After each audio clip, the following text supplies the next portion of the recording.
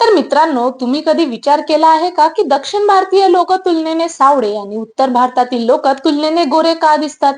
अनेकांना वाटतं की यामागे फक्त आनुवंशिकता कारणीभूत आहे. पण खरं म्हणजे यामागे भूगोल, सूर्यप्रकाश, उत्क्रांती आणि आनुवंशिकता या सर्व गोष्टींचा एकत्रित परिणाम आहे. सर्वात आधी एक गोष्ट स्पष्ट करूया आपण. त्वचेचा रंग हा कोणत्याही व्यक्तीच्या बुद्धिमत्तेचा, सौंदर्याचा किंवा गुणवत्तेचा मापदंड नसतो. तो फक्त निसर्गाने लाखो वर्षाच्या उत्क्रांती दरम्यान वेगवेगळ्या वातावरणाशी जुळवून घेण्यासाठी केलेला एक नैसर्गिक बदल आहे.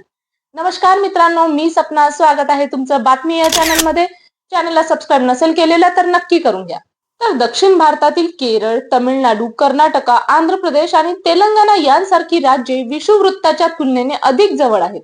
विषुववृत्ताजवळ वर्षभर सूर्याची किरणे अधिक तीव्र असतात आणि विशेषतः अनितील म्हणजेच युव्ही किरणांचे प्रमाण जास्त असते. अशा वातावरणात मानवी शरीर स्वतःचे संरक्षण करण्यासाठी एक नैसर्गिक द्रव्य तयार करतो आणि ते म्हणजे मेलॅनिन.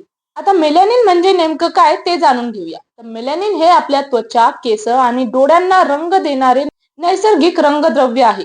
पण त्याचे काम फक्त रंग देणे नाही. सूर्याच्या अणुतील किरणांपासून त्वचेचे संरक्षण करणे हे त्याचे सर्वात महत्वाचे कार्य आहे. तर युव्ही किरणांमुळे त्वचेच्या पेशींचे नुकसान होऊ शकते आणि त्वचेच्या कर्करोगाचा धोकाही वाढू शकतो.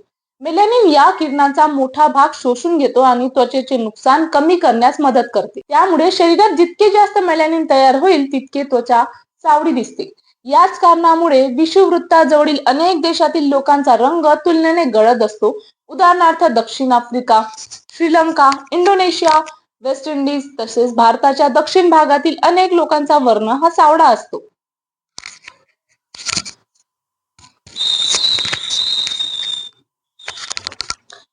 हा रंग कोणत्याही प्रकारची कमतरता नसून त्या वातावरणाशी जुळवून घेण्यासाठी निसर्गाने दिलेला एक प्रभावी संरक्षण आहे.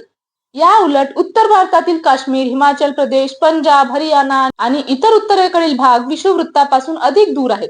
त्यामुळे तिथे सूर्यप्रकाशाची तीव्रता तुलनेने कमी असते. अशा ठिकाणी शरीराला इतक्या मोठ्या प्रमाणात मेलॅनिन तयार करण्याची गरज नसते. त्यामुळे अनेक लोकांचा रंग तुलनेने हा गोरा असतो.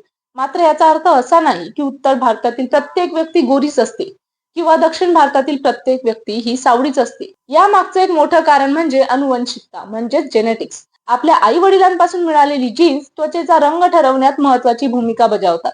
याशिवाय हजारो वर्षापासून झालेलं स्थलांतर, वेगवेगळ्या समाजातील विवाह आणि स्थानिक लोकसंख्येचा इतिहास याचाही त्वचेच्या रंगावर परिणाम झाला आहे. त्यामुळे उत्तर भारतातही अनेक सावळ्या रंगाचे लोक आढळतात आणि दक्षिण भारतातही अनेक गोऱ्या वर्णाचे लोक आढळतात. म्हणूनच दक्षिण भारतातील लोक सावळे आणि उत्तर भारतातील लोक गोरे हे विधान पूर्णपणे अचूक आहे.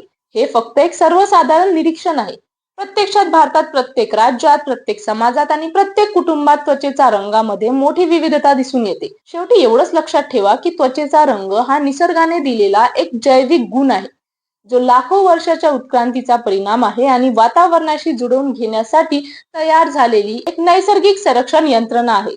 त्यामुळे गोरा असो किंवा सावळा, प्रत्येक त्वचेचा रंग हा तितकाच नैसर्गिक आणि तितकाच सुंदर आहे. व्हिडिओ आवडला तर लाईक, शेअर आणि सबस्क्राईब करा आणि आमच्या सोबत जुळून राहा. धन्यवाद.